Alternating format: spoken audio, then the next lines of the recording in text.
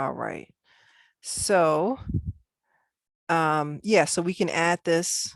So we can add another effect. If we, to generate is another one. I find it to be really these I tend to um I think they're really cheesy, but there's certain filters that you can see people use a lot, and that's totally fine if that's what you want. Um so yeah, there's so many different things. Like, let me see, I think it's one that does rain as well. Um hold on. Let me see. Could do the lens flare, and then you can add, where you want this flare to be, and then you can animate that too. So say for instance, I'm going to use the stopwatch here, and then I'm going to move it down here, and then I could move that lens, that lens flare along as well. How do you get to achieve where the lens flare can only focus on the picture rather than the background? Say that one more time. I mean, I noticed that when you use a lens flare, the only time it shows itself is when it's focusing on the arm, but not in the background. No, it should be on, I don't know, like you could see like this is cut out, so it's not showing because it's black. But if you have an image, like a background image, like a landscape, yeah, the entire flare will show up. If you have like a black background, then I don't know. But if you can also play with the brightness, because maybe it's not, the image might be too, you know, Dark. dark. Yeah, dark or something. You can play with that. Oh yes, and then the lens too. You can also play with the lens as well. I mean, you just really experiment. And the experimenting is where you find like all of these, different things. Like, anytime I use an effect, I always tweak it, and you can always reset it back to what it's originally supposed to be. You just click reset. And if I decide that I don't want to use it, then I just click delete. And it's pretty simple. I'm trying to remember what this one does. Um, yeah, so this one is the auto color. And so you can play with, fine tuning, the color. And so let me see. And this one, with the lens, this one um, is really interesting. Um, I can play with the size going out again.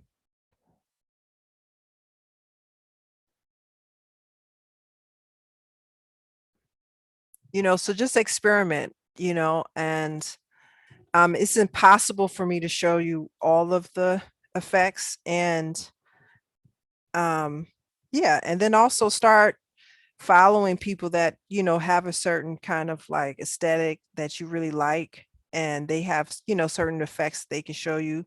You're always learning, you know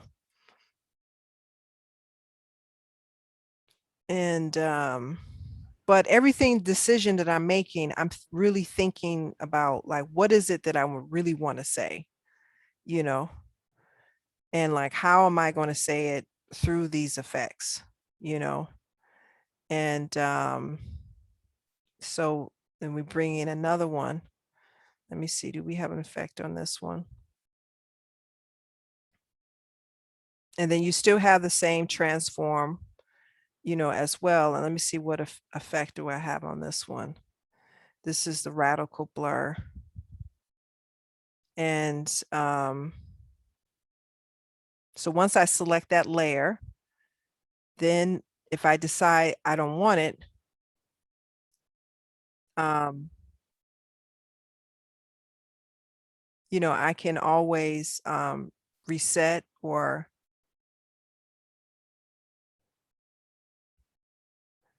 And I can always reset.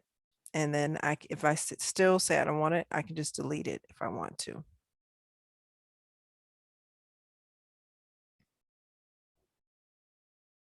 Okay. And say, for instance, there's so many different things that you can do. You have the keen that we went in as well. Remember, the black is a little hard, but most other colors are really pretty good. There's so many different types of blurs as well. And oh yeah, this is one I used to really love. I haven't used this in a long time. It's the Mercury. Let me see. You can oh yeah, so this one is like these different shapes and stuff, and you've seen it before, on social media, like you've seen this before. Now you know where it comes from. But the way that you tweak it and make it your own is like what makes it really special.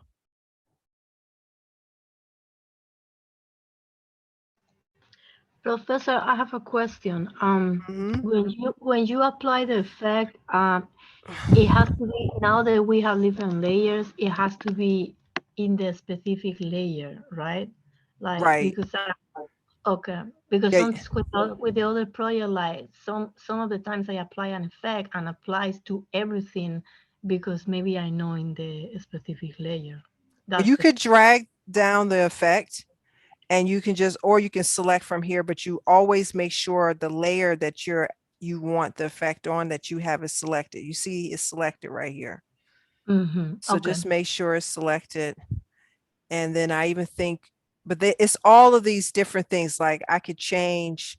I would just say once you have an effect, you can always reset, but you can go back. So this is on explosive, and you can always go back to like fire, and you can try different ones and see what happens to it. So it's all about thinking first of your ideas of what you want to say. And then, like, from that, then you start looking for effects that will visually, communicate what you want to say. And then I remember on this, you can even turn the blobs a little bit bigger.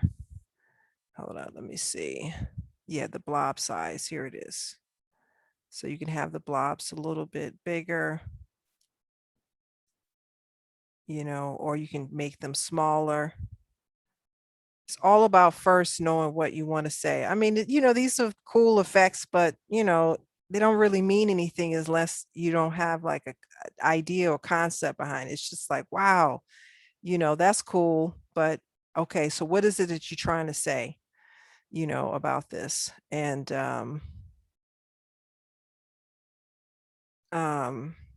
yeah, so that's really, I was trying to show you the one that rains.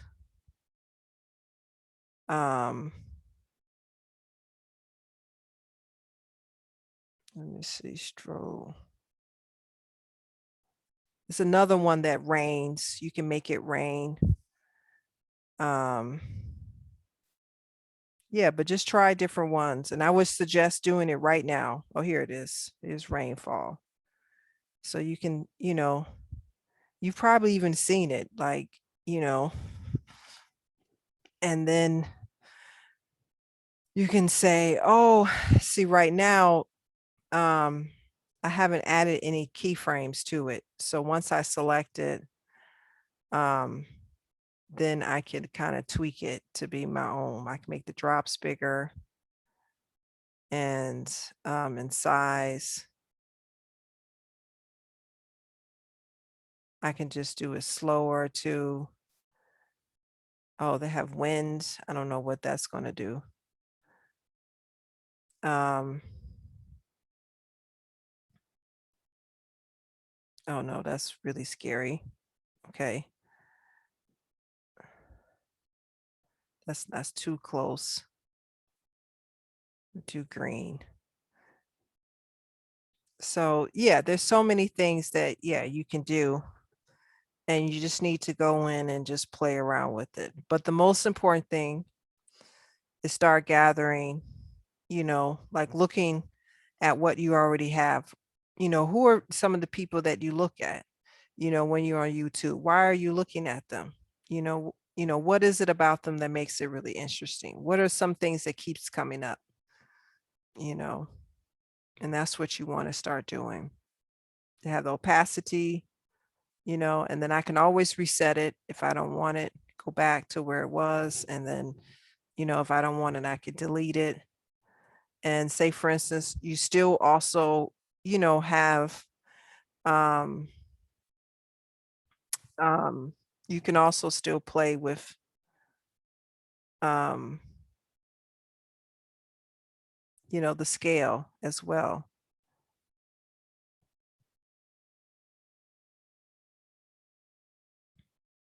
You can transform that actual layer, you know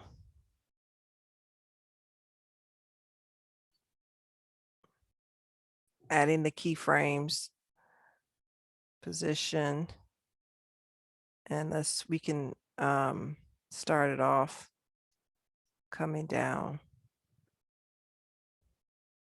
and then I can have it coming a little further down.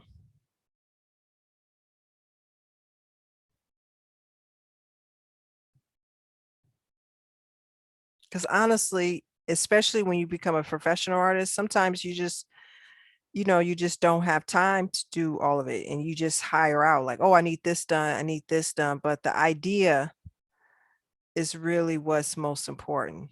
Artists all the time hire other people to help them. Um, but if you're not really thinking about any kind of like idea and just looking for tricks and things, a million people can do that, you know. So let me see, I did the position. So this is going to come down, and then maybe I can add in um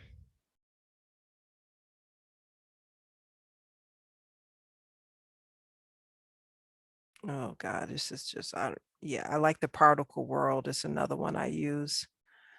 Um the bubbles are kind of really going to mess it up, but you know,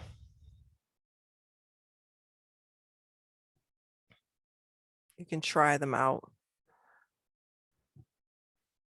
Um let's do the rainfall again, and then so we can do the rain. This comes down here.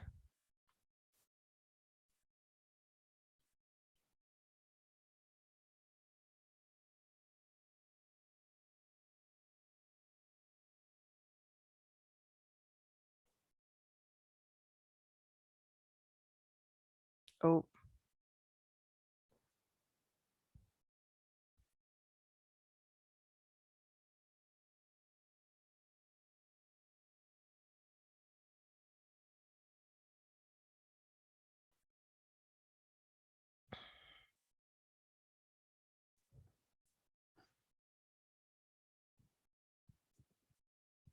and then if you need to add another layer, remember this is really easy. Just do new layer.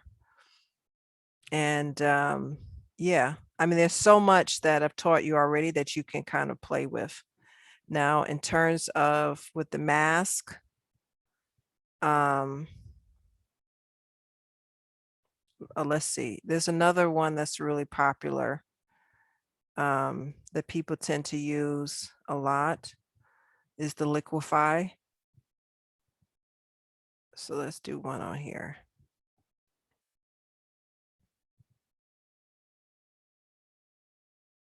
So I've clicked layer 3, and then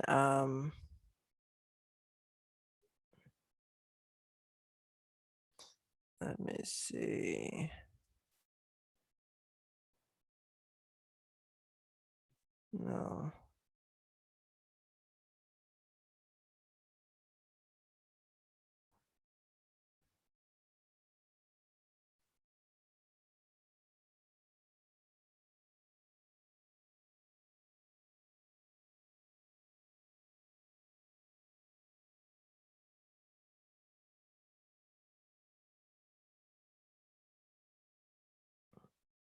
Well, I'll show you the liquefy in a second. Hold on. Well, actually, we can just go over here.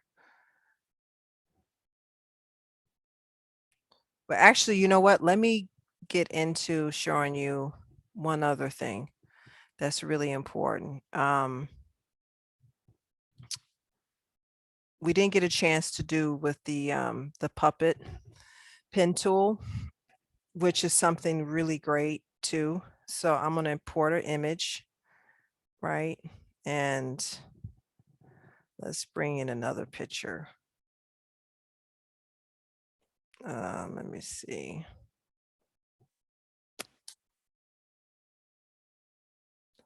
Let's bring in another picture.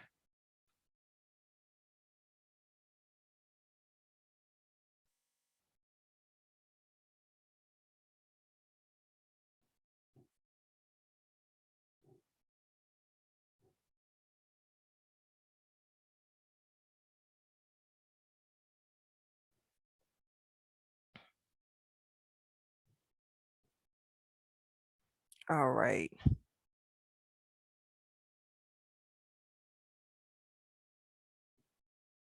Okay. So we have this other one. So what's great about this is that you can take, I showed you before about you can animate something using the mask, but another way too is that you can animate something with these little pins. And so basically wherever I add one of these pins, you'll be able to like move it. So sometimes people use this instead of using liquefy.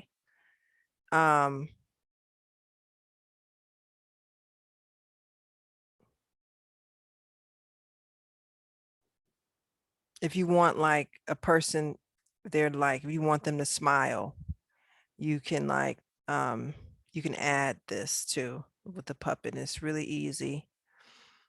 So as soon as I add those pins, it comes right up. And then you have like, all of these options too. And I would just say, just test them out. And then with the expansion, it's just expanding like what can be bent, like where the points are. Hold up, let's see, so you sometimes you have to tweak it, and each of those pins you can basically also animate it too from here.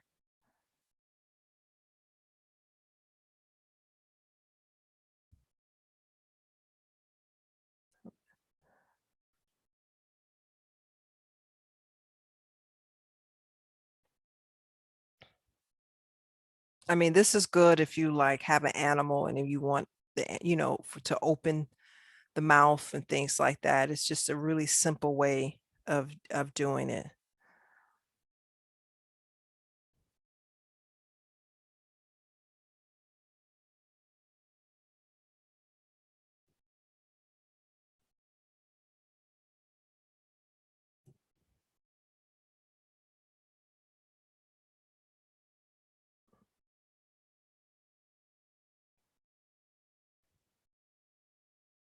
So wherever I have those pins, they're like where you can basically fold the image. Okay. You could bend it, you can move it, and yeah, you could do so many. You could do it right here, or you can do it right in on the project, I mean the timeline panel.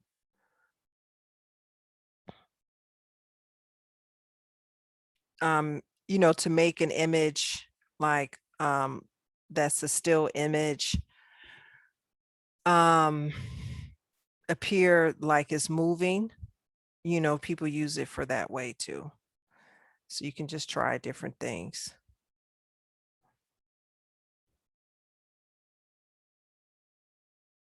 And then just remember, once you have the puppet, you can always reset and then you can start back.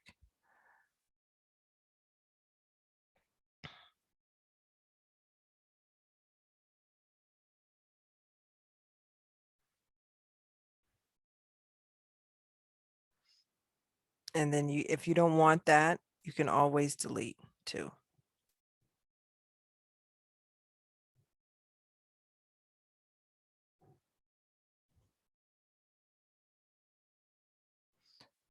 Now, so everyone's with me. You want to try it out first? Or you want me to keep going?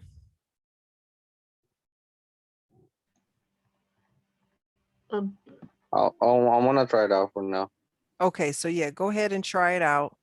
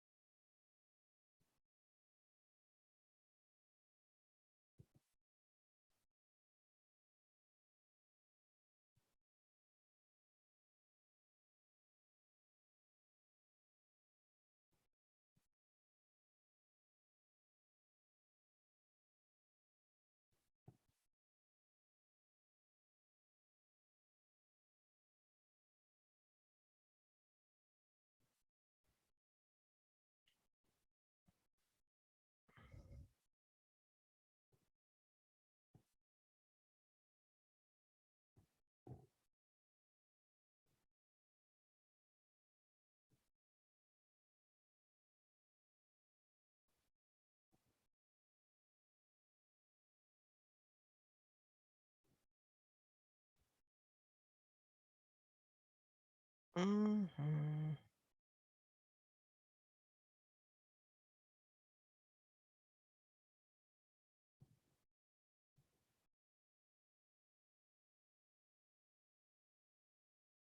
Oh, what am I doing?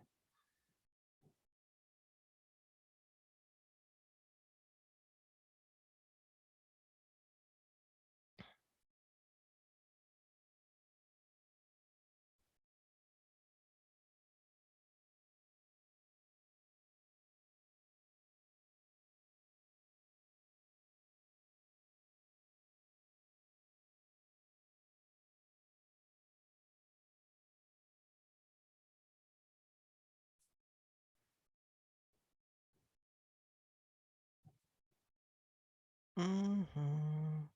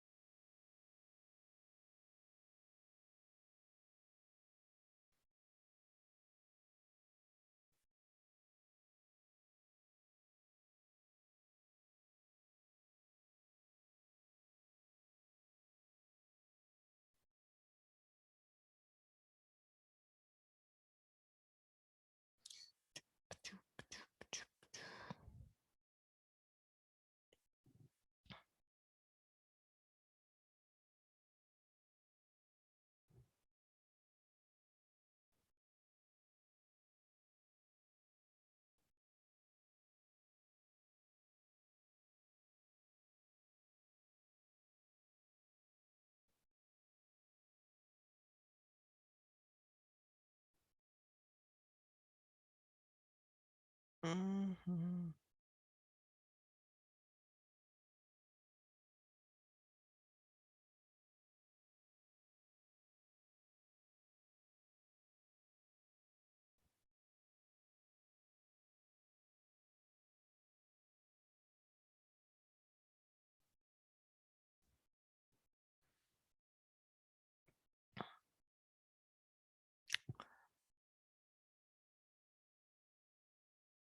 I think that the links are right now. I can see the videos.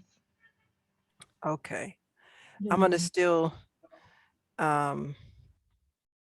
okay. So this is good. And so I'm gonna do it one more time. Okay, so we're gonna select the link, the layer, oops. And I'm gonna just do a really rough selection. You all probably know how to use a pen tool by now.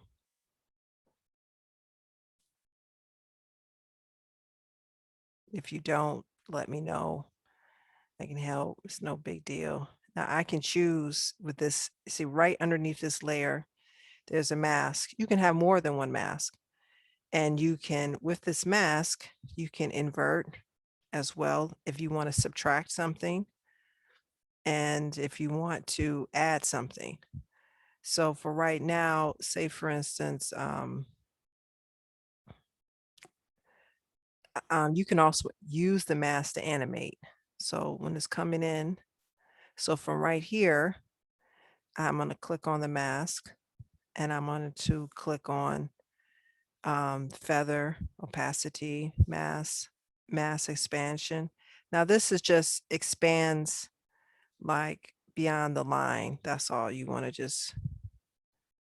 have it smaller or larger. It's up to you. And the feathering is something, depends on your edge, how you want it. Let's feather it, do some crazy feathering. And okay, so we have this coming in. And what I could do, so we can also, let's see, it's more interesting that way. So we can also change the path too. So as it's moving,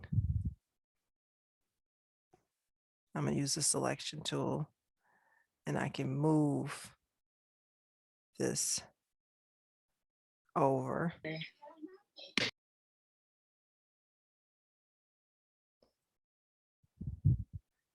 Now, also you have tracking. You can track something that's a little bit more complicated, but this is like a really easy way to animate something by creating a mask and to reveal. So you can have several. I use the mask all the time to animate something when I have in the background, the foreground, and some things that I don't want out. So I click off so you can see it without.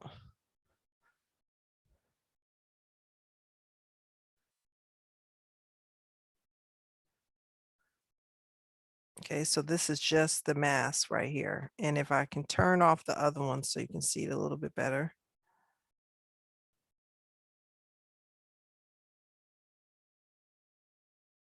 You can see it. And that's the mask. Now again, if you prefer working in a space, that is transparent grid, the little checkerboard, you can totally do that.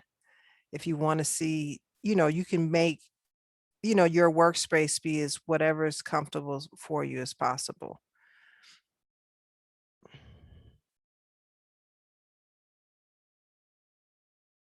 Okay.